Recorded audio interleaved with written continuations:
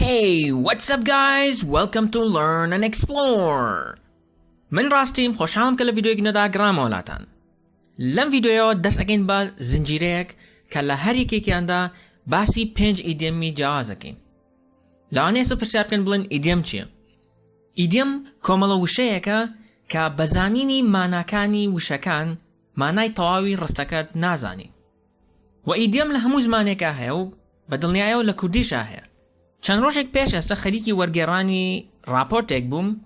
لراپورتک دو کس به که قصه نکردو ایتر باسی موضوعی که نکرد. لو کاتک یکی کانوتی کالک خوری دیان بسانرانید. اما نمونه ایدیم کم. اگر سرنج بن معنای وشکان به دانه همویان ازانین. بون ازانین کالک چی ازانین همو وشکان ایتر چیه. بلام که پیک او بکار هندد معنای کی تاو جوازی هه. و زور دوره لمعنای وشکان به دانه. بدلنیایو لانگلیزیش دا ایدیم زوزو بکاره هندد و وقت باس ما کرد بزانینی وشکان به دانه معنی تاوی ایدیم که نازانید. بایا دست اکین با زنجیر ویدیو یک که لهر یکی کاندا باسی 5 ایدیم اکین. استاش بعد دست ببکین. یکم ایدیم stab someone in the back. Stab someone in the back. اما واتای وشکان به دانه و حتی بچاقو یان بخنجرک لپشتو لیکک بی. بلام معنی ایدیما که تعالو جوازه. بلکو بمعنی اوید که خیانت لکسک بکی. بونمونه تو امتحانک ده هفته دهاتو و یکیک لرفقگان پیتاله هیچ سعیمه که من پیش امتحانک یعنی روزک پیش امتحانک یم هموش تگانه بیک ساعت با شرحکم. توش بخصه یکی تو هیچ سعی ناکید حتی روزی پیش امتحان.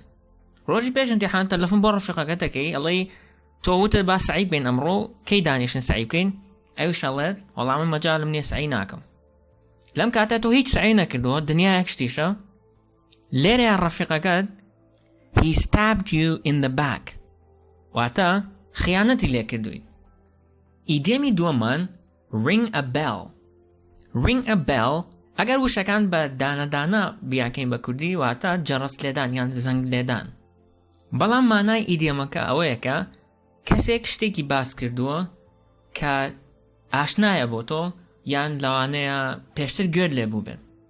زۆرجار پرۆفیسۆرەکانم لە کاتی دەرس شەرحکردنە ئەم ئیدەمەیان بەکارهێناوە کە بۆ مەبەستی ئەوە بەکارهێناوە کە بۆ نمونە پێشتر بابەتێکیان شەرح کردووە ئێستا نایانەوێت هەموو بابەتەکە شەرح بکەنەوە بەڵام هەر یەک دوو وشەی ئەو بابەتە پێ ئەڵێن و ئینجا پێت ئەڵێن does that ring a bell؟ واتە ئەمە هەموو بابەتەکە بیرە خاتەوە یان ئەمە شتێکە بیرە خاتەوە. ایدیمی دواترمان lose your touch. اگر اما بوشه بیکن با کردی واتا لدزدانی توانای دست لیدان بانمونه. بلام معناکی هیچ پیوندی با اونیم. بلکو معنای اوه که پیشتر تو بحریه که هبوه لشته که زور باش بود بلام ایسا او بحریت نماو. بانمونه تو لیاری کردنی فیفای زور باشد. همو جاره که لگل رفیقگان یاریه کید همو جاره 4-5 گولیان لیه کید. بلام ام جاریان که یاریه کن هر ای دورنید یعنی هیچ یاریک نابیتو. رفیقی گشه پیت الله I don't understand why you can't win a game. I don't understand why you can't win a game. یعنی تناغم بوچی ناتوانی یاریک ببیتو. It looks like you've lost your touch with FIFA. It looks like you've lost your touch with FIFA. یعنی و دیاره توانا یاری کرنی فیفات نماو. ایدیمی چوارم hit the books.